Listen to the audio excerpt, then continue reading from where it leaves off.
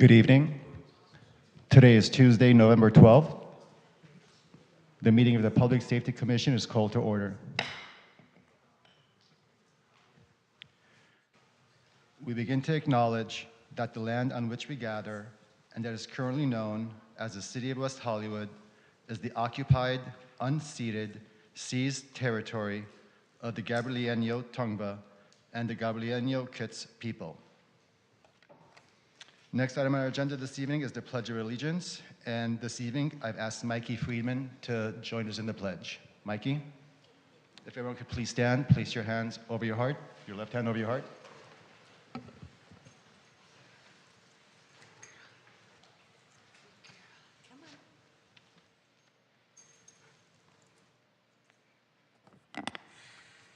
I pledge allegiance to the flag of the United States of America and to the republic for which it stands, one nation, indivisible, with liberty and justice for all. Thank you, Mikey. All right, Madam Secretary, may I please get a roll call? Commissioner Freiberg, looks like she is absent. Commissioner Hallman? Here. Commissioner Nickel? Here. Commissioner Post? Here. Vice Chair Harrison? Here. Chair Ramian? Here. Please note that Commissioner Blau is also absent this meeting. And we have a quorum. Thank you. Moving along, item 4 on our agenda for this evening is the approval of the agenda. Are there any changes to tonight's agenda for November 12th, 2024?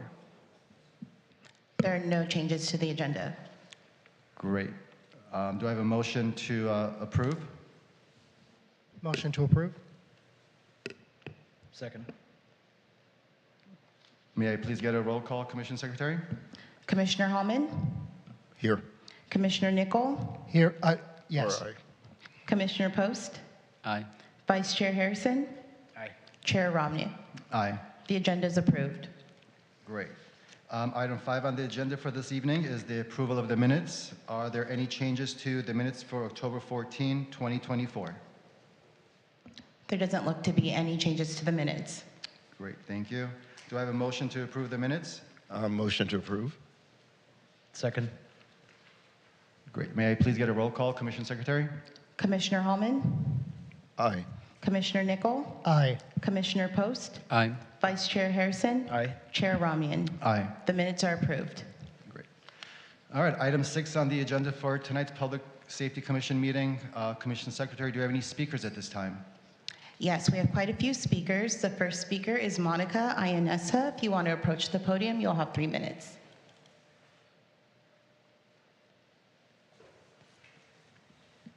Good evening to the Commission. My name is Monica Ianessa, a 20-year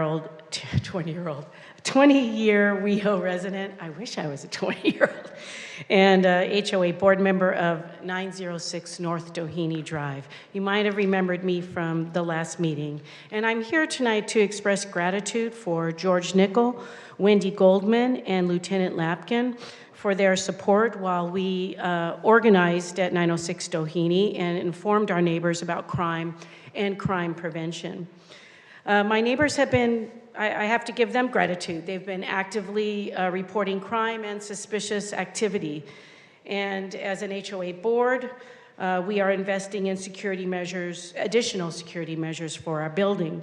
Our neighbors are sending evidence to the sheriff in the form of high-res pictures and car license plates over to the department, hoping that we can arrest criminals that have been in our building. And I am also heartened to know that the city is investing in technology to respond to crime as well. I got the postcard, so thank you. We are organizing with the goal that these criminal actions can lead to arrests.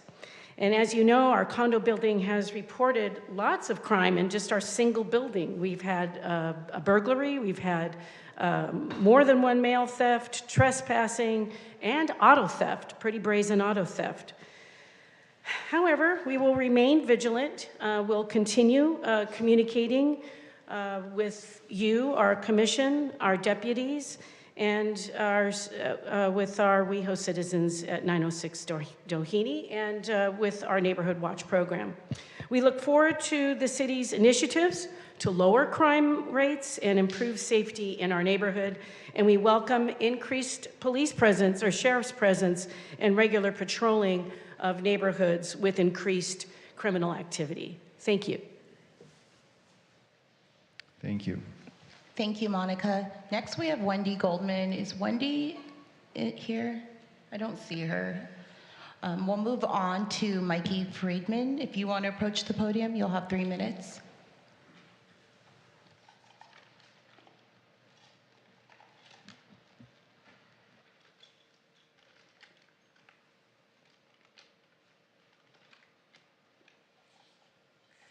Good evening, Commissioners. I came here tonight just to remind you of how multi-pronged safety is in our city. I know that some people say they feel perfectly safe. I don't feel that way. There's safety in the home with fires, thefts, break-ins, violence, and accidents. I had a terrible accident the other day, and I couldn't even call the paramedics. Luckily, I was able to get a hold of my landlord via text, and he called the paramedics for me. Now, because I brought Stormy, I can't use my cane because I have one arm. But when I'm walking now, I have to use a cane. And now walking on Sunset is so daunting to me that I'm afraid to do it, and I don't do it anymore. One, because of all the homeless people who are out of their minds, many of them. Two, because of the crime, because of the scooters, not only the riders thinking that they have the right of way, but also the ones that are just left there by both the riders and the companies, and the robots, which are really going fast. Stephanie Harker can attest to the fact that she had to pull me out of the way of 2 of them one day because I couldn't get out of the way fast enough. So I just want you to know, you're the Public Safety Commission, and I hope that you will make our city council aware that although some of them feel safe, not all of us do, and we're not fear-mongering. This is our true life, and it's hard for us. So thank you for letting me speak, and have a good meeting. Thank you, Mikey. Next, we have Jonathan Wilson. If you want to approach the podium, you'll have 3 minutes. Hi. Good afternoon, Commissioners. Many of you I know and respect, so it's great to be before you. Jonathan Wilson here. I'm a resident within the city of West Hollywood. I really just took a look at the reports for the fire department, the security ambassadors, and the sheriff's department. I was curious about a couple of things. One, is it possible for the fire department, for their report to show a comparison of previous months or maybe year to date, something along those lines? So I'm a big data person, and I just love that stuff. But the other piece was around security, and I was very curious that obviously the numbers for the security ambassadors have gone up across the board for all 5 areas. My question there is, has there been an increased adoption of our security ambassadors of block by block? Are we seeing more of like an effectiveness? I'm just more curious on what that looks like, and I don't know if those are questions that you guys have as well, but when I saw that, I was noticing that went up, but then the sheriff's department report went flat, was relatively flat. And so I was just very curious on what that looked like year over year at least. So I don't know if that's just something that I just put out there, but that was just something that I was curious about. So thanks.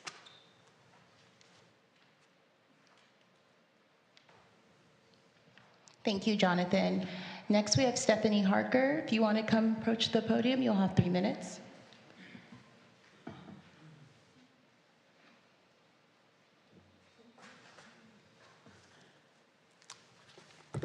Good evening, Stephanie Harker, City of West Hollywood. We've been criticized, me and several other citizens have been criticized online and recently by a sitting commissioner, planning commissioner, that we speak too frequently, that it's the same old, and I quote, same old white ladies showing up, but at least we do show up, so I hope you're not upset that we show up. I think more people should participate so that we don't have to be the same old white ladies all the time.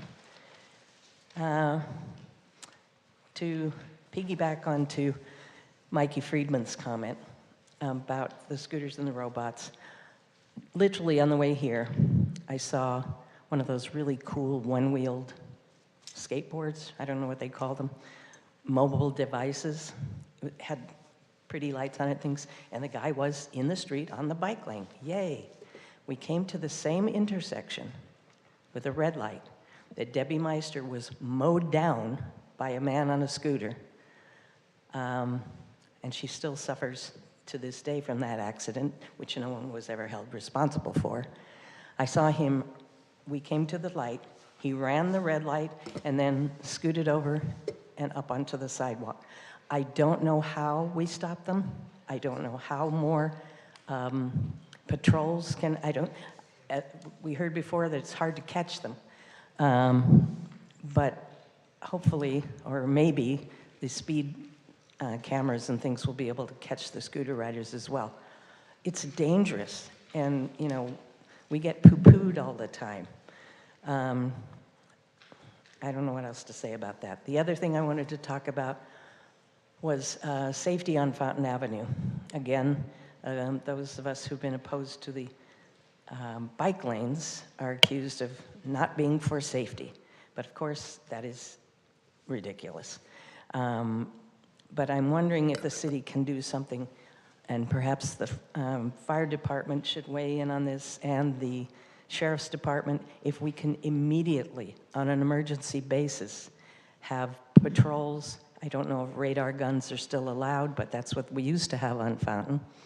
And the speeders need to be stopped. Putting bike lanes in somewhere down the line is not going to make things safer on Fountain. And I took the time to go back and watch, and I hope you will. KTLA has a, when HLA, Healthy Streets Los Angeles, was passed by 60%, it was talking about pedestrian safety, cleaner streets, bicycles, etc. But the fire department had come out against it in full force. They actually, the firefighters union put $100,000 worth of their own money into fighting HLA because of the danger of first responders' vehicles not being able to get through. I don't want that to happen on Fountain. It is not safe. People do speed along there, but I just feel that if you could convince your council members who appointed you that something needs to be done now, not waiting for a $40 million project to be done sometime in the future. Thank you. Thank you, Stephanie. Next, we have Marwan Jabesh. If you want to approach the podium, you'll have 3 minutes. My name is Marwan Jabsha. I have a hair salon called Monica West. It's 8236 Santa Monica Boulevard. For the past 6 months, we have so much problem with the homeless. I just closed the shop now. We all have share with me, 2 people in the back, sleeping in the back, and using the bathroom outside. 2 weeks ago, I got attacked by one homeless naked behind the shop. He hit me in my head. And every night I close, I have to look twice before somebody in the back. Now, 2 people in behind the shop now. And Halloween night, somebody paint all the windows of the shop. We can hardly clean it, take it out. It costs us a lot of money to clean if we could take it out. So we need somebody to come in the alley area behind the shop and behind the closet. The parking lot is full of people standing there, and they're coming in the alley behind my shop, crew is sleeping and using bathroom all the time. So we're really getting sick and tired of cleaning every day, and we don't know what to do because we need somebody at night mostly. In the daytime, we have no problem. At night, all the problem we have. Is anybody could increase the security in the back of the alley behind the business? It would be appreciated if we could help us, please. Thank you. Thank you, Marwan. And our final speaker is Yola Dore. If you want to approach the podium, you'll have 3 minutes. Good evening, Commissioners. Yola Dore, 30-plus year resident of West Hollywood. I'm here tonight for my hairdresser and the rest of the cosmetologists that work there as other customers like I. Recently, when Marwan got attacked, he called me at home to tell me about it, and I was mortified that this huge white guy, totally stripped of clothes, attacked him as he was leaving work. He's not 19, neither am I, even though we like to think so. But reality is that every day, Marwan, his shop is near Santa Monica and La Jolla, right next door to Circus Books and next door to Dr. Wes Whedon. Both of them have huge challenges with homeless persons that probably have mental illness, drugs, and other things there. They're having sex in the back parking lot. They're eating in the back parking lot. They're running around homeless. But not only them, but the neighborhood has complained about this. There's been no extra patrol, no extra MET team that I know of, and it's needed. So tonight, as he was bringing me here, like he told you, there were several people couldn't exit without that. But to me, there's not only that, but it's become a health hazard. If you have to go clean up excrement to get in your business in the morning, for not only you and the staff that work there and your customers, number one, you're gonna lose business. And number two, it poses a health problem to you in the entire area. It's something that we need to do something about post-haste. It's dangerous. And people are concerned, and they have every right to be. So we have special agencies we fund, and the sheriff has the MET team. Let's put them to work and get them to patrol that area and go out and check things out, please. Thank you so much. Thank you, Yola. And that is all the speakers. Thank you, Commission Secretary. Do we have any speakers on Zoom? We have no Zoom speakers. Also, just please note that Commissioner Freiberg has joined the commission this evening. Thank you. All right.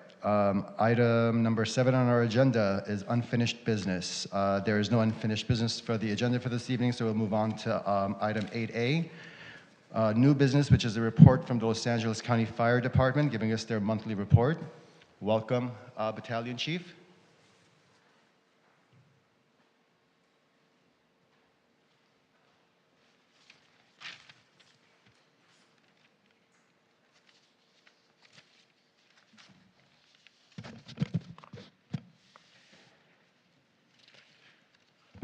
I'll bump down one. Good evening. Thank you, Commission. The fire activity report for the City of West Hollywood, October 2024, is as follows. We had 573 incidents. Of those 573, 7 were fires, 413 were medical, 2 were hazardous conditions, 25 were service, and 126 were good intent calls.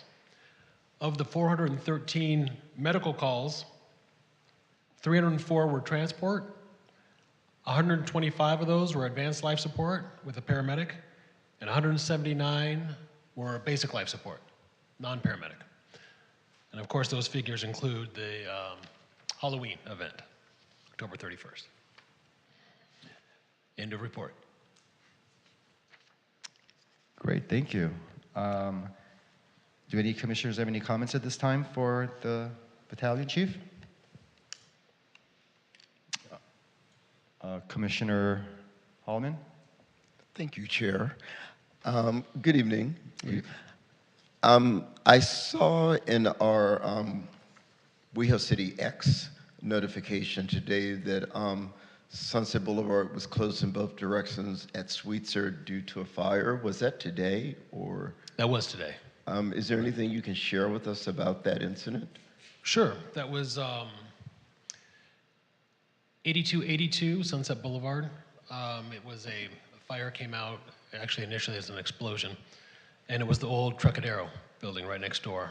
And what appears to, it's under investigation, we have arson coming out tomorrow, but it appears that the fire started, outdoor fire, in back of the resident, or the commercial building, and it extended to 8282, the building next door, and charred that side of the building. So the damage was mostly to 8282 on that building. There were no injuries, and there was property damage, but we tried to keep it to a minimum.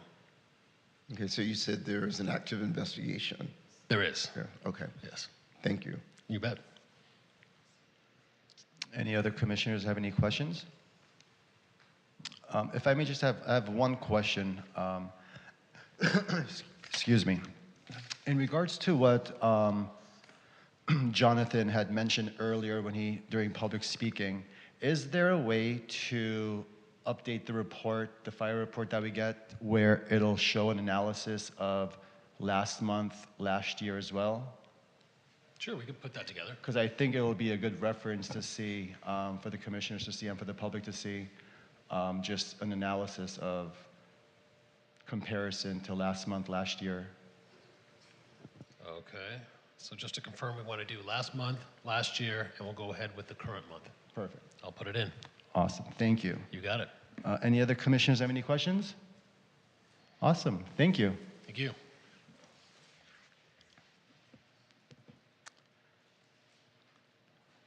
All right, moving along, item 8B on our agenda for this evening is the report from Block by Block Security Ambassadors Program, providing us with their monthly report. Erica, welcome. I think she just ducked out. All right, we will skip block by block for now, and we will come back. Oh, there she is. Welcome, Erica.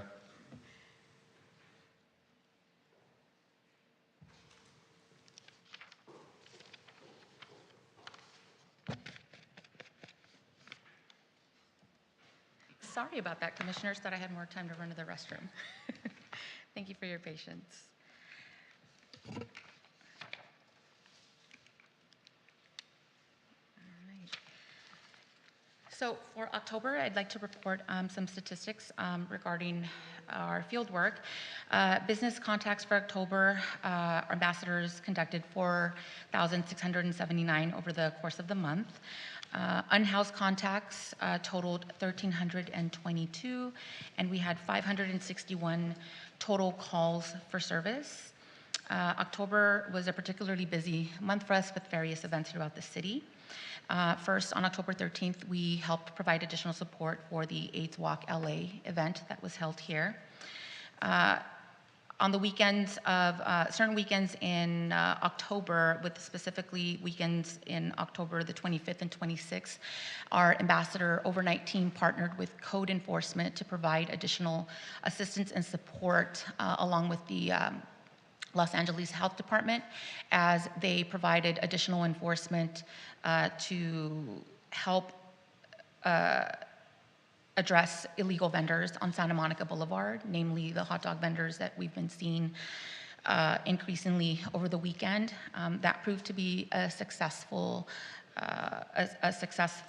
weekend. As Halloween, we definitely saw a decrease in vendors compared to Pride and how many were out on the boulevard. We had really no issues to report during Halloween. For us, it was a pretty successful evening with no major issues on Santa Monica Boulevard and most vendors being pretty compliant. So I think that that partnership was successful and carried over to Halloween. On Monday, 11/18, we will be hosting another round of the LGBTQ sensitivity training. I'd like to formally extend that invitation to all of you to attend. It will be Monday, 11/18 here at the ARC from 12 to 3. I can send you guys a formal information if you'd like. But just to reiterate the importance of this training and what we're able to accomplish with this training for our program, it helps our ambassadors to understand how the stigma and prejudices and traumas that have impacted the lives of the LGBTQ plus community have created unique challenges within the community. It would help our ambassadors to better understand terminology and language issues as they approach interaction with members of the LGBTQ plus community in the public. And also helps to explore their own understandings and beliefs about the LGBT community, in addition to providing a lot of background and history and education around the LGBT community in general. So it's a really great training for us, has helped to provide additional experiences for our ambassadors that they've been able to interact with within the public. And so I would like to formally invite all of you to attend with us and take part in that training. And then on Wednesday, 11/20, we have partnered with Be Alive once again to provide a refresher on harm reduction and proper Narcan administration. In the past, when we have done this additional training for our ambassadors, it has proved to be so vital as ambassadors have been able to administer Narcan successfully to several individuals following the training. This particular training helps to address certain stigmas associated with addiction and how it affects the unhoused, and also teaches about harm reduction in addition to the proper usage and administration of Narcan in general. Lastly, I would like to announce the introduction of a new pilot program that we will be launching within the next probably week or two formally. And it is a senior safety officer pilot program that we have partnered with the city in order to launch. This program will specifically be launched at both parks, Plummer Park and West Hollywood Park. And these officers come with a specific law enforcement background with either a sheriff's department or a private department with various years of experience. We believe that their specific training and experiences dealing with emergency situations make them the perfect candidates to lead an elevated approach to not only emergency or crisis situations, but everyday incidents at our parks, ensuring the continued safety of park staff and community members alike. So they will be taking the lead on various situations as they arise, especially as they relate to the unhoused experience mental health and substance abuse issues. These officers bring special de-escalation tactics that we think are vital to approaching those situations. In addition to that, they will also have abilities to monitor cameras at each parks in order to investigate situations further or to proactively address situations as they arise. So they will be working closely with park staff to make sure that they are informed, and at the same time keeping Danny and Anita informed of any situations as they arise. And so we are very excited to launch this program and hope that we have your support. And so if you see them out in the park, make sure to say hello. I'll make sure to formally introduce the officers to all of you at some point or another, but wanted to make that announcement about that program today. And if you have any questions, I'd be happy to take them. Commissioners, any questions at this time? Go ahead. Hi. Thank you again for the report. Can I ask if you're maybe a little bit of a definition of what elevated approach means and their ability to respond? I assume they cannot arrest, detain, they won't have any type of tasers or anything. Can you define what that means specifically? Correct. Yes, they will be unarmed, but we feel that individuals with a specific law enforcement background come with specific experiences in the field, whether it's training or their own experiences with dealing with situations in the public. there's special training around de-escalation tactics, around emergency response and crisis control. That specialized training is something that our ambassadors, as much training as we give them, they won't have, right? So they also have obviously a special understanding of the law that would help them make informed decisions about how to proceed and how to escalate in an appropriate manner. And so when we talk about an elevated response, their background, that what I just explained is what we're referring to, and how they would be addressing issues versus some of our ambassadors that maybe don't have that experience, that will not have that experience. And is the goal, if successfully completed, this program would expand I mean, beyond the 2 areas that you identified? Sorry, Commissioner, thank you for the question. We are currently going to start the pilot program at Plummer Park and at the Arc. We are looking at the potential of expanding it at different facilities depending on how the program starts out, but we will definitely assess it and gather some data and see if it makes sense to apply at different park facilities, different city facilities, including City Hall. But we will definitely be monitoring the program as we put it in place. Thank you. Thanks, Monica. Commissioner Hallman? So with this new pilot program, the officers, will they be wearing the same uniforms as our block-by-block security officers, or will they be wearing something different? they will be wearing a different uniform. They will be easily identifiable with a safety officer emblems on their uniforms, but they will not be wearing the same uniforms as the ambassadors. So you will be able to clearly identify between the two. And do we have set hours of operation?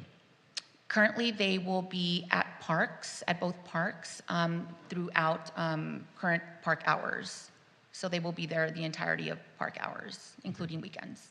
Great, thank you. And then continuing the conversation that we've had about the kiosk in front of the Dillon, where the hours have been extended. Thank you again very much, because on that side of town, being adjacent to LA, there's a lot of push that comes from LA, and that's always been a very problematic corner. And as I take my walk in the morning, I've noticed a big change with the kiosk being out at 9 a.m. And also, they look great, thank you, with the new wrapping and all of the new information. Yes, they were recently wrapped. I think I mentioned that during the last meeting. We wanted to rebrand to be more in line with city branding, and as I hope you've all seen, also advertise, our bid number, for community members to enable them to reach out, and also to advertise, safety escorts as needed. Yeah, and continuing my asks. The kiosk is there Monday through Saturdays, not Sundays, because where it's housed is closed on Sunday. Mm-hmm. Is there any way to get it out 7 days a week? Because, I don't know if most people know, when the Dillon was built, a lot of promises were made to Mm-hmm. residents about businesses, and it's been a struggle for businesses to open and be successful. And it just makes a big difference having that patrol there. I think we want all of our city businesses to be successful. Even his business, the hair salon, we Mm-hmm. want our business owners to feel safe, as well as patrons of businesses. So is there a possibility of extending that? That's definitely a discussion that I can have with Danny and Anita to see if that's a possibility, but Okay. And that would be under their direction. Question, in that parking lot area between La Jolla and Havenhurst, has there been discussion of a possible kiosk in that area? Because I park in that lot frequently. My Mm-hmm. mailbox is on Havenhurst, and I understand what's going on in that area. Mm-hmm. We actually have a kiosk there now. Right now, it's from 8 a.m. to 7 p.m. Over the weekend, we did experiencing some logistical issues with getting the kiosk deployed, as one of our trucks was damaged by a driver on Santa Monica. So we had to make some adjustments there. But currently, we do have the kiosk deployed from 8 a.m. to 7 p.m.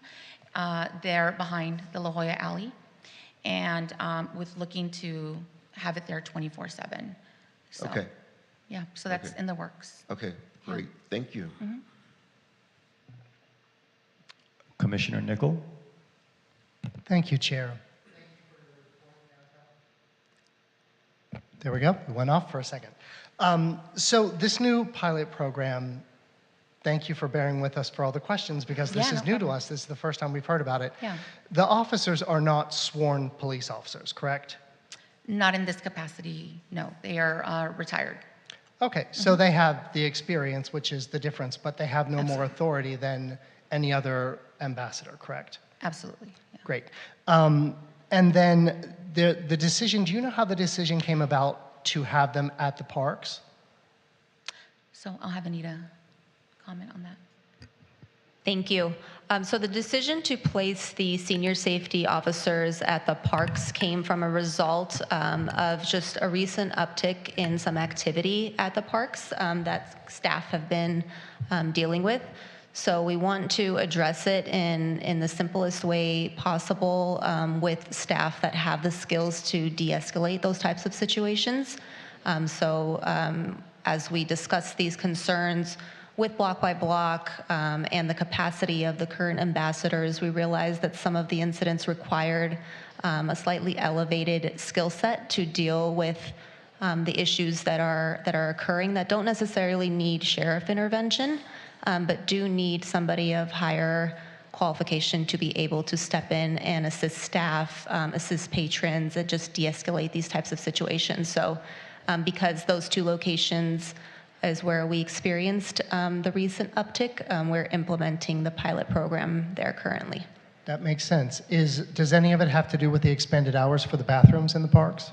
No, the hours for the parks have already been addressed with 24-hour staffing of block by block. Fortunately, that's been able to be handled by ambassadors. This is more just for the ongoing day during programming, during the day when the park is open and staff are out and about, the TOTS program, different types of activities that are going on. This is more for that purpose. Great. I would say that as we've had an uptick in residential burglaries, again, that it might be something to look at in future, especially if it's expanded to get them, especially in Norma Triangle, where we're having these issues up there as well. And then I just had one other question I emailed you about. The one mentioned in your report, the axe. You're right.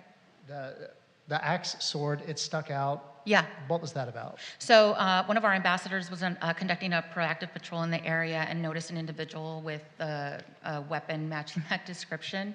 And so a call was made to Sheriff's Department. They responded and they were able to apprehend the individual. Nobody was hurt. We kept a close distance and while sheriffs responded. Great. Did they just have it with them or were they brandishing this weapon? From the report that I received from our ambassador, it seems like they were swinging it around. It looked dangerous. It's not something that they were just casually carrying. It looked like they were acting erratically, so. Although even casually carrying an axe or a sword is something that is alarming. It is alarming, yes. So. Great. Thank you so much. You're welcome. Commissioner Post. Yes, to follow up on the park piece, would they be ever called into any of the residential areas, or will those officers, or sorry, those ambassadors be strictly dealing with those park issues? Currently, the program is strictly for the parks. Okay, beautiful. Yeah. And then I forgot my other question. If I come back to it, I'll let you know. Sure. Thank you. Commissioner Freiberg. Hi, Erica. Hi, Joy. Thank you for your presentation. So this is the first time I'm really hearing about this. I thought it was going to be a separate program, but I guess it's with block by block. How many senior safety officers will there be? Currently, we have 5. 5. And are they on a 24-hour call? Yes, so they will have specific schedules to mimic the park hours, but one of the asks for this position is flexibility in schedules so that we can adjust accordingly for any issues that may arise. And then if they're at the park and something happens elsewhere, are they able to get there? Or are they just specifically for the park? They're specifically to the park, although as we've been training out in the field, part of the training has involved that they are familiar with surrounding areas as well. Actually, the entire city we've been touring in order to, prepare and hopefully if that is a need, then they know how to orientate themselves. But currently, it would just be confined to the park and, local surrounding areas to the park. Okay, and then how long is the pilot program? Commissioner Freiberg, if I could just jump in. I just wanted to clarify, the community safety officer, which is what I think you may be referring to, is going to be a completely different program than the senior safety officer program. So they do sound familiar, but definitely we are actually taking the community safety officer program, which is completely different service that will be tied to the community, the entire community, not just the parks, that will be tied into the sheriff's department. That is going to the city council on January 21st. We'll be taking that program forward. This is just specific to block by block for the parks facilities. So please stay. Thank you. No, I'm excited that both are happening, so that's a good thing. Yes, absolutely. Yeah, they do sound familiar, so totally understand the thinking they're both the same, but they will be two completely different programs for two completely different types of services offered to the community. And as far as the pilot program, we're going to try it out for 1 year and then assess it at the end of the year to see if we should extend it or expand it. For block by block? Correct. Okay. Yes. And then let's say it is successful, how many more officers, senior safety officers would you add? At that point, I think we would have to do a full assessment of the city facilities and see which facilities and parks we want to add into the program, the hours of operation of each of these facilities, and then assess our contract with block by block to see the hours that we can staff and the number of staff that we could bring on. Okay. And one more question. Thank you, and for clarifying. I know this topic has come up before about the block by block having pepper spray, mace, or something. As you said, these officers aren't going to have anything either. Are you still completely against that? So the decision does not lie on me solely. I think that's a further discussion for us to have, with Danny and Anita as they see fit. But currently, I think I had commented on this last month. I know that there's concerns about, the safety of our ambassadors as they, address situations. And I can assure you that if there ever have been incidences where ambassadors have potentially been assaulted, they have not been serious. They have not required sometimes any medical attention. So at this point, we don't feel that it's necessary for them to carry any sort of weapon. And again, I think I mentioned this last month too, that we ensure that our ambassadors are prepared for the incidences that they encounter in the field with their training. We provide biweekly training and refreshers on de-escalation and just how to encounter and interact with individuals experiencing mental health issues or even substance abuse issues. This is why, like, for example, the Narcan training is particularly important because it not only offers training around Narcan administration, but also, a deeper understanding of how to approach individuals when it comes to mental health and substance abuse. And not only with Be Alive, but we also partner with WehoCares and Healthcare in Action to make sure that we're fully prepared and trained on the resources that we can use outside of weapons. Right. Because I think another way to look at it, as I'm sure a lot of residents here might think about it, is if a block by block ambassador is coming to help me, I want him to have something, to make me feel safe. So I think, from that angle, I'm more pro, I hope they get something, Yeah. to protect themselves, because we're seeing more, escalation on, Sure. Against them, but also to make the public feel safe when they come to help somebody. Yeah. So. I can definitely appreciate and understand that, and it's ongoing conversations that we have with Danny and Nita all the time as we assess, the needs of the program. So it's definitely a conversation that we will continue to revisit. Okay, thank you. You're welcome. Erica, I have a question in regards to the response times for block by block. And maybe you could just clarify it for me. For example, for call 1, data time of incident shows October 4, 2024 at 11:17 p.m. Now, that 11:17 p.m., is that the time that block by block arrived to the scene, or is that the time the call was placed for block by block to arrive? So the date and time of the incident, that's the time that block by block arrived to the incident. Okay. And then the call, that's the time that the call was placed, and then So the arrival of the So yeah. why is there such a lag in the time for when the sheriffs are called for multiple incidents in these logs? For example, the first one, block by block, arrived at 11:17 p.m., but the sheriffs were called at 12:30 in the morning. Right.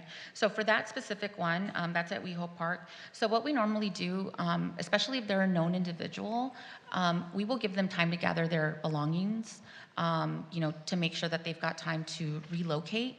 In a lot of instances with the unhoused, because we're dealing with individuals that are dealing with mental health issues and maybe not understand what we're asking as far as relocating, we will give them time to relocate. We'll check up on them multiple times, and then if by the third time, depending on the situation, if they're not relocating or complying, then we will escalate to the sheriffs. In this case, for example,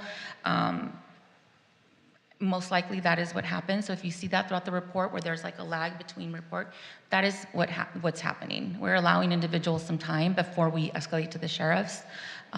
Most of the time, giving individuals some time and actually, nagging them a little bit gets them to relocate without escalation to the sheriffs. Awesome, thank you. And will it be possible to possibly add what time block by block actually arrived on the scene? So if the call was made at 11:17 p.m., what time did block by block arrive? So that is the arrival time. So 11:17. 11:17 is the arrival time, is and the arrival time. 12:30 would be the time that we called sheriffs. Got it. Yeah. Perfect. Thank you. Commissioner Hallman? Thank you, Chair. I just wanted to circle back to the two trainings. I believe you said 11:18 and 11:20, correct? Yes. I know I would love to get notification of that public safety manager. Can we, as a commission, get an email on those two trainings just as a reminder so we can attend? Yes, we will follow up with an email and calendar invite after this meeting. Great. Thank you very much. Right. Commissioner Post? I remembered what my other question was, and that was off of what Commissioner Hellman said of the kiosks. One of the other ones I recently noticed was at Fairfax in Santa Monica. I know it had for a while been at right across the northeast corner there by the parking lot, and maybe it still will be positioned there sometimes. I think I saw them there on the southeast corner today, but I actually know some of the businesses on the southwest corner.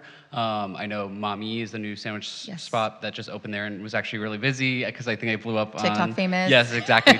Just Yes. saw that happening, but I actually know the yoga studio right there, Yeah. and there's one or two storefronts on that southwest corner as well that have not been able to be leased for a very long time, and even the yoga studio has said that they'd be interested in doing a cafe on that first floor if there was some type of presence, because that corner, especially with the metro stop on that side, I know has a little bit more activity as well. And so not sure if there's a possibility to kind of like go around those four corners at that intersection, but I know that that intersection is also a corner that I've been told is would be helpful to have some presence there as well. Yeah, as I understand, but before I came on board, I think the kiosk was positioned somewhere else, and then it was changed based on direction. But that's a conversation that we can definitely have with Danny and Anita to see if that's something that we can do. Yeah. Thank you. Great. Any other commissioners have comments at this time? No? Commission Secretary, do we have any public speakers at this time? We have no public speakers on this item. Great. Thank you. Thank you, Erica. You're welcome. Next item on our agenda this evening is a report from the Los Angeles County Sheriff's Department for their monthly report. Welcome, Sergeant. Good evening.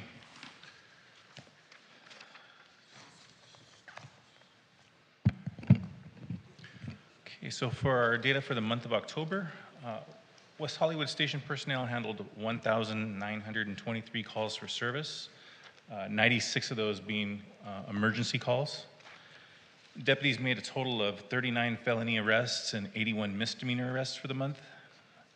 Our station Part 1 crimes for October were a total of 168 incidents. The West District accounted for 59%, 99 of those incidents. City Center, 23%, 23 of those incidents. And our East area, 28%, 46. We had 39 reported pickpocketing incidents in the Rainbow District. That's all the way up, including into Halloween. For October, we had 74 sorts reports, and our MET team responded to a total of 69 incidents for the month. There was an update regarding the Barney's Beanery incident. I'm sure most of you have already been aware of that there was an arrest made. On October 15th, our EPT deputies saw a person matching the suspect's description and detained him and was able to identify him as the person involved in that incident. And since then, that person has been to court, and the DA filed attempted murder charges on that individual. Halloween was a very good event this year with very few incidents and very few arrests. Our estimations, there was hundreds of thousands of people that attended. Sheriff Luna also attended Halloween and made an appearance, walking around and greeting participants and taking pictures and talking to the deputies that were on post.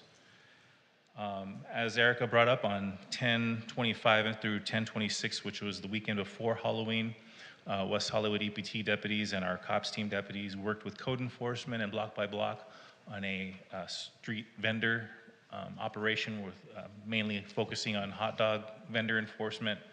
I don't have the exact numbers of how many individuals were contacted, but I know several were, and citations were issued, and certain food items were confiscated.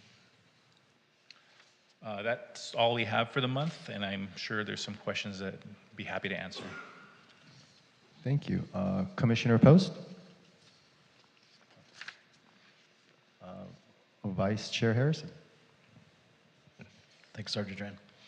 Quick question. I don't know if you had an answer to this, but the individual regarding Barney's, the attack, do you know if that was someone who was known as a member of our unhoused population in West Hollywood? So the person is an unhoused individual. I don't know that that person was necessarily known to us. I know the person did have a criminal record for arrests. I don't believe any of them were here in West Hollywood, but in the surrounding areas. So being unhoused, you know, they're probably traversing through the city at some point. But nothing specific in West Hollywood? Nothing specific. Okay, thank you. Commissioner Nickel? Thank you, Chair. Thank you, Sergeant Duran, for your report. Is there any update on the accident at Spalding and Fountain on October 10th? Is there a cause yet for this fatal accident? So I spoke to our traffic investigator, and it is a very active investigation that's going on, and he is proceeding with witness statements. He's staying in contact with the victim's family quite close, giving them updates as to what's going on with the case. I do believe that they were waiting for some toxicology reports to come back, things like that. Those things take a lot of time, typically.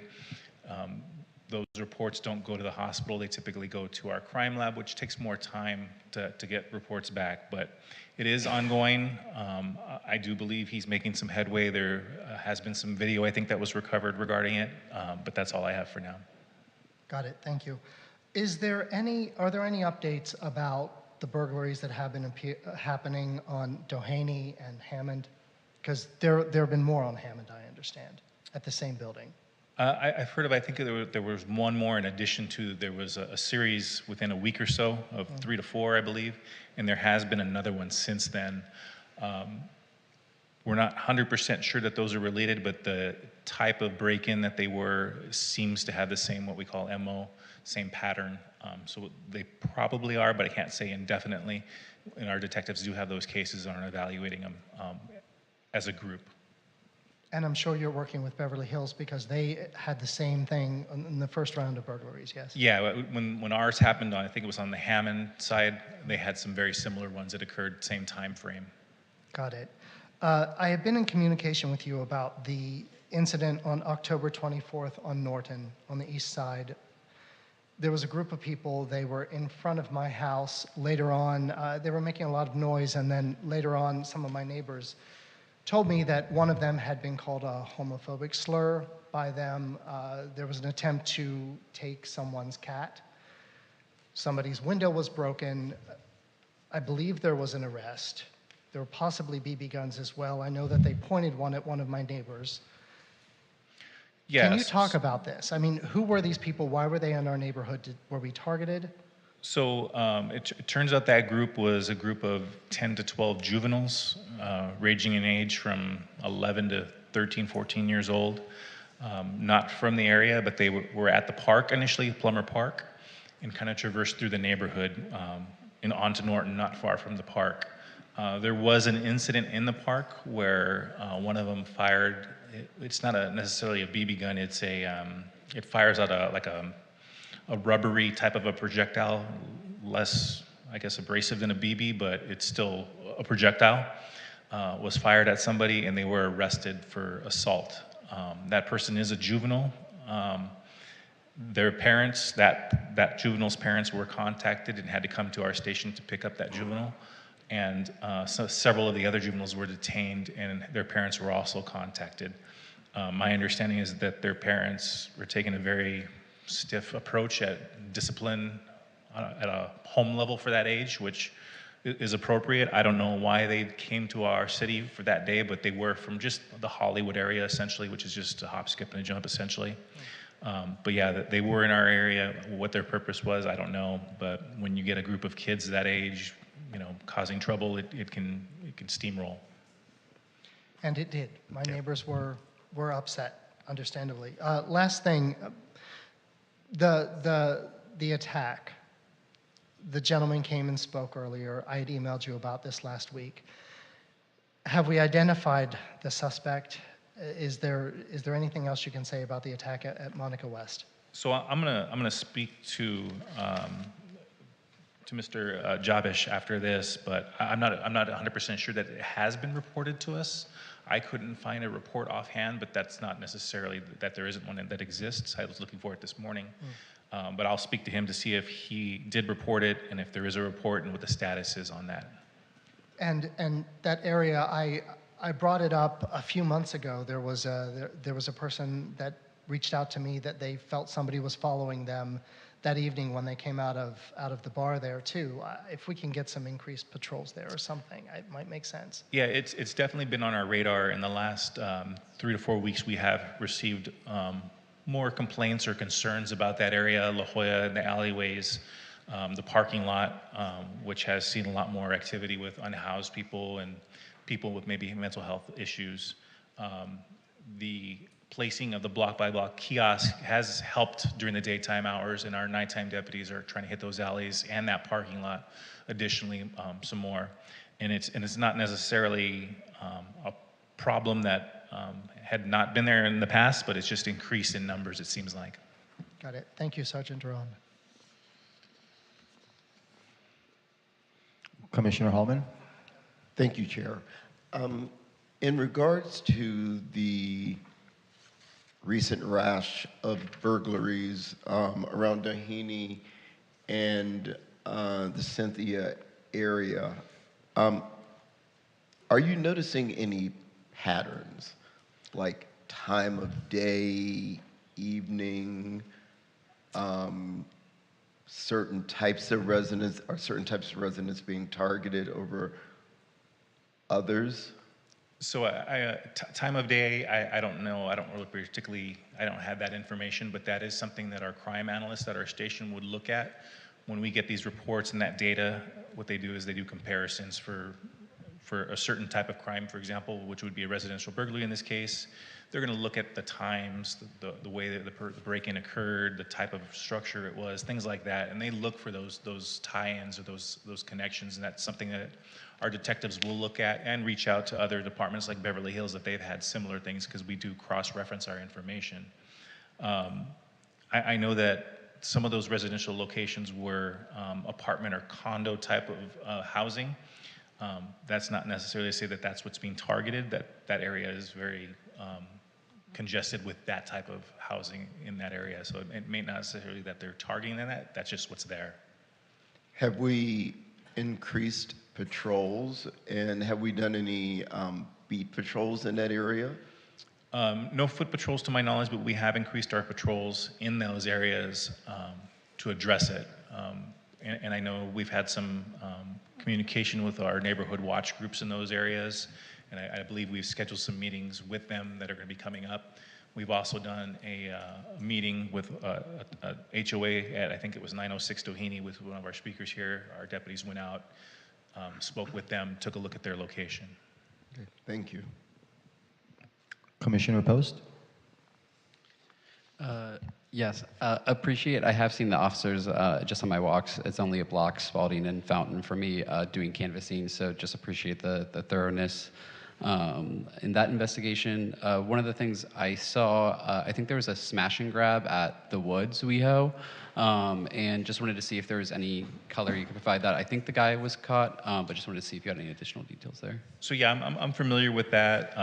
It was the front window was smashed, or front window door. I'm not sure if it was a door or a window. And they went in and they did take some product that was out, like on counters and things like that.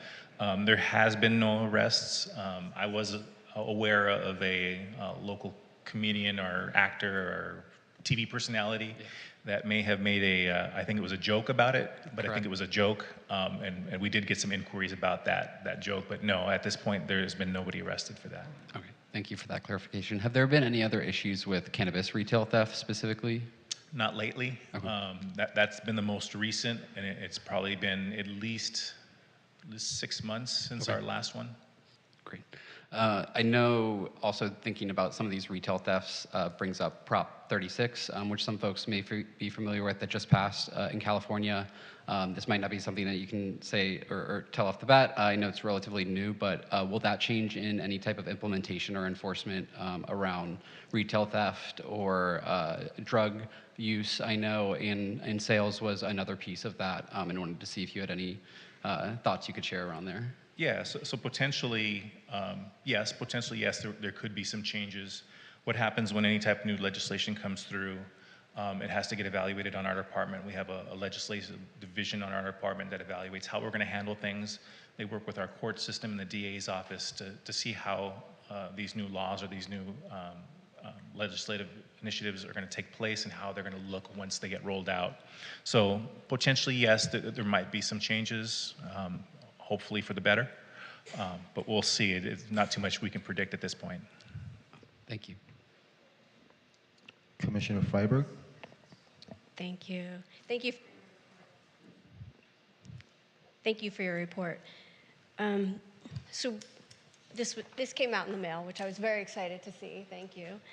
Can you speak a little bit about this? It said, it has begun implementing the program for the drones and the fixed real-time cameras and the Real Watch Center.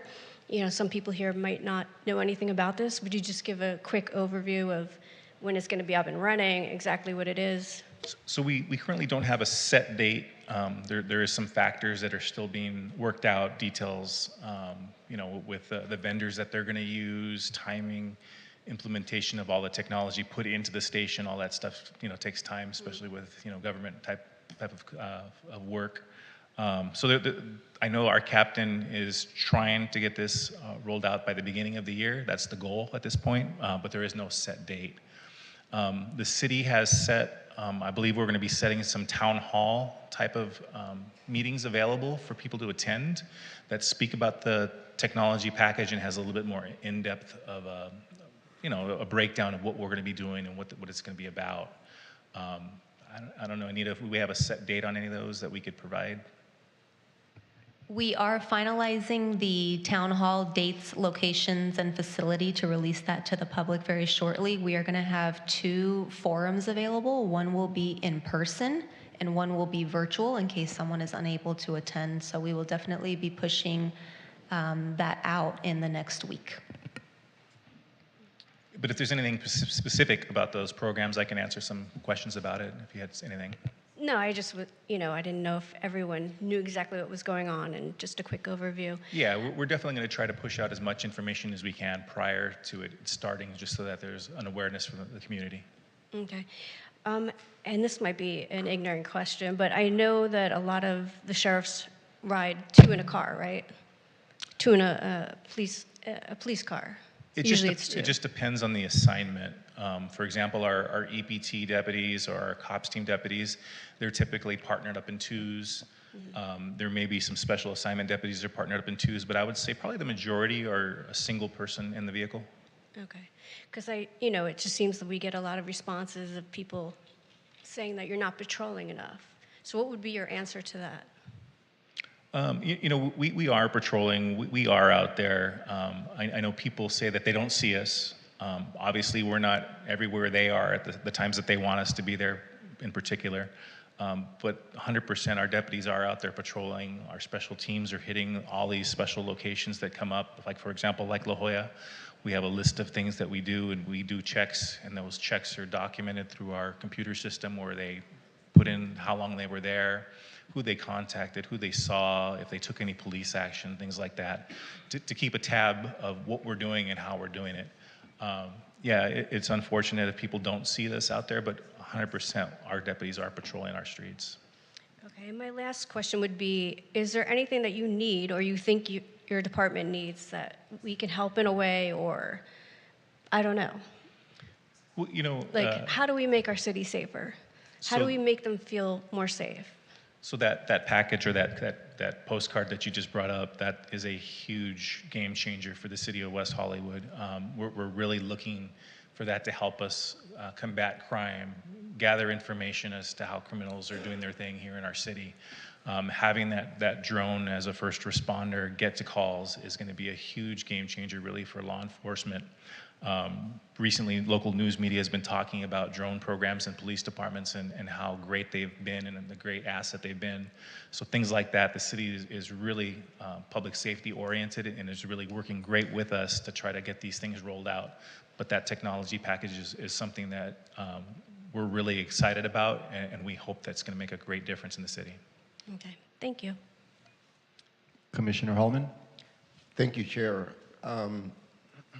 Public Safety Manager, I think maybe this is a question for you. You mentioned maybe one in-person meeting and then one virtual meeting.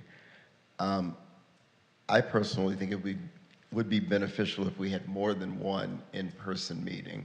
I mean, I do realize the city's only 1.9 miles, but some people don't like to travel from one side to the other. And also with work schedules and traffic, it would be great if we could have maybe one on each side of the city, because obviously we worked very hard on this initiative with our joint meetings with council. Council's worked very hard on this. And I think we should give the residents every opportunity that we can to explain how this is going to be rolled out. Thank you. We have looked at the possibility of having multiple town hall meetings. The only thing that we are up against is the holidays, just because, like Sergeant Duran mentioned, we are trying to roll out this program tentatively by the beginning of the year. So when you look at the calendars, there's a lot of commission and board meetings already scheduled in place that we try not to double book and conflict with on our calendar. So we did initially look at potentially doing multiple sessions, and we are continuing to do that. So we will hopefully find opportunities where we can add additional sessions for town hall meetings to allow more residents to be able to work that into their schedule. So we will definitely get back to all of you and the public on the final dates, times, and locations. Okay, great. And I know with the holidays coming, there's a lot going on, but I think even if we schedule a meeting after the program's rolled out, it's still beneficial, for residents. All right, thank you. Do any other commissioners have any comments at this time? Great. Commission Secretary, do we have any public speakers at this time? Yes, we have one public comment. Stephanie Harker, if you want to approach the podium, you'll have 3 minutes.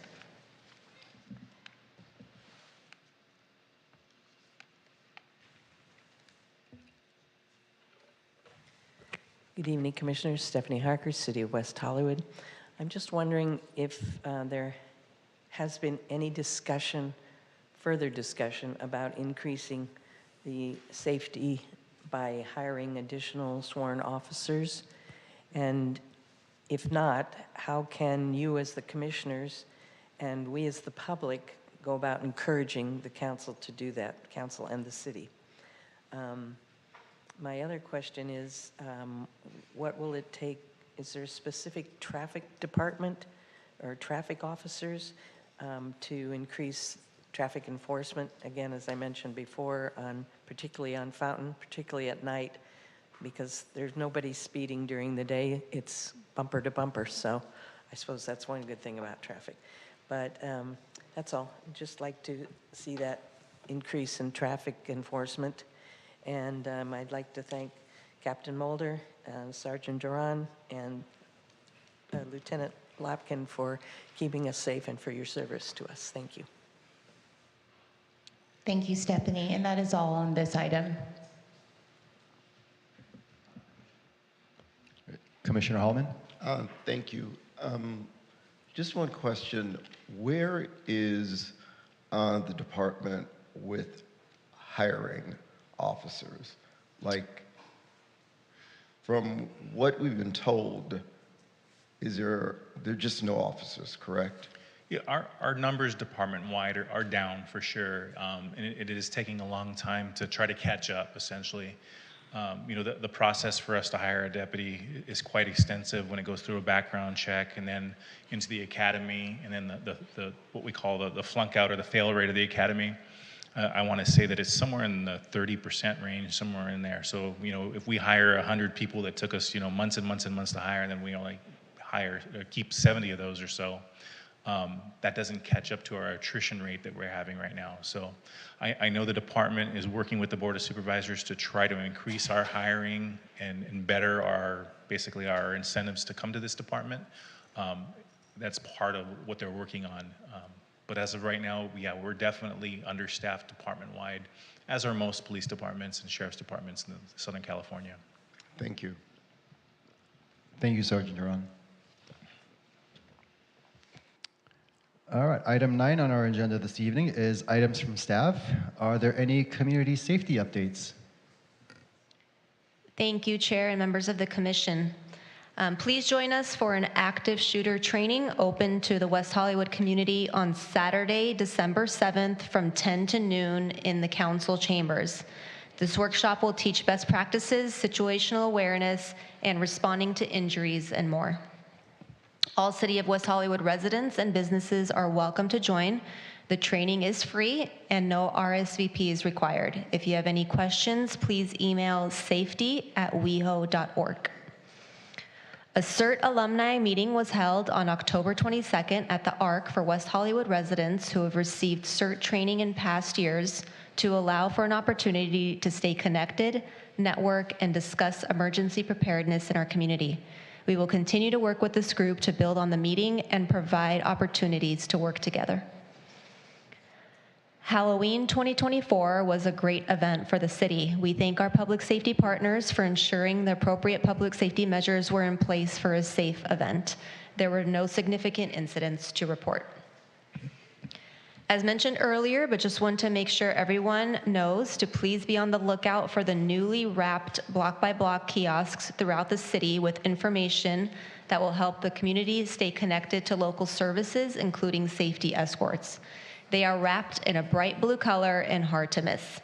As also mentioned earlier, we just want to note that we have now placed a new kiosk at the La Jolla and Havenhurst parking lot. Last week, a postcard regarding new public safety technology was sent to residents and businesses in West Hollywood.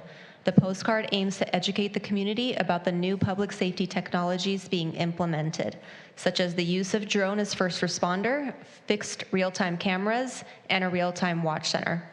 Information was provided on how these technologies can enhance public safety and ways to provide feedback.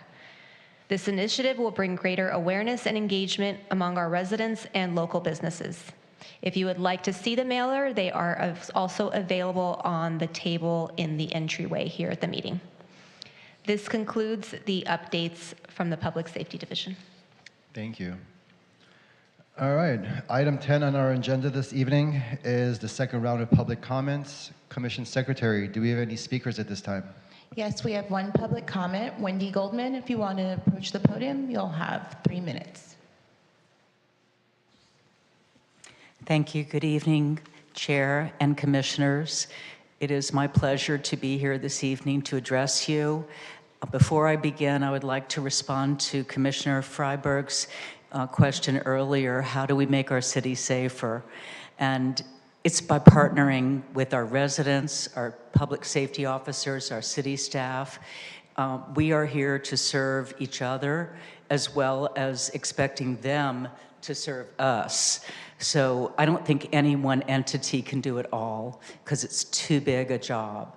But I think that our cooperation and our participation in our city and giving it whatever we can and having our residents show up and speak up is one of the most important things that I have found to make our city, I feel safer because I'm here with you and I know what you're doing to make our city safer.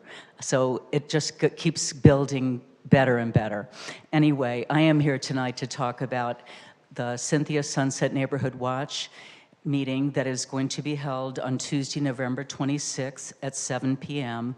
It will be held at 9049 Vista Grande between Hammond and Doheny. It is ADA accessible. It will be in a backyard patio, so dress warmly. We are, my community from Cynthia to Sunset, San Vicente to Doheny, and just the surrounding areas, which mean the other side of Doheny, the other side of San Vicente, and Vista Grande into Norma Triangle, has become problematic with the number of burglaries and assaults on the residents in the area. So I have participated in several meetings and have heard from several residents their fear of going out at night, and it wasn't even late at night that one was assaulted. So I've invited the Sheriff's Department representatives, the Fire Department, and the Community Safety Department to address our residents' concerns and offer us support. And of course, public safety commissioners are welcome. I've spoken to a few of you already, and if you are available, we would love to have you come and help educate the residents about what we can do. We feel helpless. That's not a good feeling. So I'm asking the HOA boards to distribute the flyers that I've sent out, and also visitor parking permits are available by request. I am reachable through the Facebook page for Cynthia Sunset Neighborhood Watch. And on the flyer, it says, "We cannot do this without you. We need your support and ideas to gain momentum." It's a community effort, and I encourage all to participate. I thank you, commissioners, for your service, and you've become even more important to me as I've gotten to know a few of you. Thank you. Thank you, Wendy. And that is all the public comments. Do we have any callers on Zoom? We have no. Great. Thank you. All right, item 11 on our agenda is commissioner comments. Do we have any commissioners who have any comments at this time? Commissioner Freiberg? I just wanted to ask city staff to just expand a little on what's going to City Council, the community safety officers, that program. If you could just maybe give a quick overview of what it is so everybody knows what's coming down the road. Sure, we are still actually working on finalizing that staff report, and we'll be happy to share it with all of you as well. The community safety officer position and program is being looked at to supplement our sheriff's department. So where there is a non-emergency, non-violent, non-suspect type of situation where just maybe a report is required, instead of exhausting our sworn sheriff deputy resources, we would assign a community safety officer who has been trained fully to handle these types of reports and situations, to go out and file the report, to take the reports back to the station, handle traffic collisions again where there are no injuries. The intent of the program is to try to relieve our deputies of non-emergency, non-violent, non-suspect type of responses and take that away from them to allow them to be more proactive and utilize their resources on more emergent needs in the community. And was there a number that was being thrown around, how many officers there will be? We are actually conducting that analysis right now to see what would best serve the city. We have reached out to various different communities and cities that have already implemented this type of program. And there's various types of staffing. Some do 24 hours, some do only 12 hours a day. So we are kind of working with our sheriff's department to see what would be best to roll that out in terms of staffing. Okay. And so they're not actually going to be officers that are patrolling. They're only being on call for certain things. Correct. They will be trained on how to utilize the radios. So the sheriff's station dispatch center can directly radio them and dispatch them to whether it's a traffic collision or if there was a theft, a break-in on a vehicle or a home burglary where maybe they were out of town and they come and they realize that something had happened. And again, it will only be utilized if there is 100% after the fact. There's no suspect in the vicinity. There's no need for an actual deputy on scene. Okay. Thank you. Any other commissioner comments? All right. The Public Safety Commission will adjourn to the next regularly scheduled meeting on Monday, December 9th, 2020. Chair, I'm so sorry. It looks like we do have some commissioner comments. Commissioner Post? Yeah, sorry. I just wanted to ask real quick as well. I know I went to a city council meeting where there was a presentation on the WeHo Cares and all of their efforts. And we had motioned a while back just to get a comprehensive presentation on kind of how all those alternative response programs kind of connect with the Sheriff's Department and things like that, and just wanted to see if there was any update there. Definitely. So on January 21st, when we are taking the Community Safety Officer program forward, that day is actually going to be a great council meeting in the sense that it's going to be dedicated fully to community safety. And that will include all of our social services as well, updates. So it's going to be our semi-annual update where we provide from our sheriff's department, our fire department, block by block, and code enforcement. We'll be providing our semi-annual update. We'll also be bringing forward our community safety officer program, and our human services department is going to bring forward all of their data and information on all of their programs. So as soon as that has been done for the city council meeting, as we've promised, we will then work with that division to bring those presentations here to the Public Safety Commission meeting. Awesome. Yeah, I greatly appreciate that. I know, I think, especially bringing up Prop 36, I just want to make sure that we are responding to situations in our community appropriately. And I think all the things that the staff is already doing is great. And I know there's probably more efforts going to be out there about who to call for certain situations, things like that. I think some type of public education around maybe how to or who to call if it's a open use of drugs versus some type of more violent situation and things like that. And so I just hope that as there is somewhat of a rightward shift to put more criminal punishment on these pieces, specifically on the drug side, that we should be trying to continue to have a community public health approach to especially these drug pieces. And I think the city of West Hollywood should be a progressive space. And I think we've been compassionate in all of our response programs as well. So I just hope that we will continue to be a progressive city providing those services as maybe other cities in the state may not. So greatly appreciate all the work there and that update. All right, any other commissioner comments? Anyone? Commissioner Nickel? Thank you, Chair. I did just want to say that I did attend the 906 Doheny meeting regarding the burglaries there. Wendy Goldman was there as well and spoke as a neighborhood watch captain. And I encourage people dealing with things like this to reach out to all of us, get together. As she said, that's what makes the difference, for all of us to stand together and meet and discuss our problems. And we're a small enough city that we can do that, and it can be effective. So also, happy Thanksgiving. Thanks. All right, any other commissioner comments? Commissioner Freiberg? I just wanted to give a shout out to Wendy, and I wanted to thank you for what you're doing. Getting this gathering together and really the hard work, and that you're here all the time, you're always doing things on your own, and we just really appreciate you. And I wanted you to know that.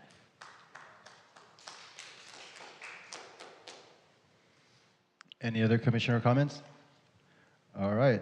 The Public Safety Commission meeting will adjourn to the next regularly scheduled meeting on Monday, December 9th, 2024 at 6 p.m. in West Hollywood Park, Public Meeting Room, Council Chambers.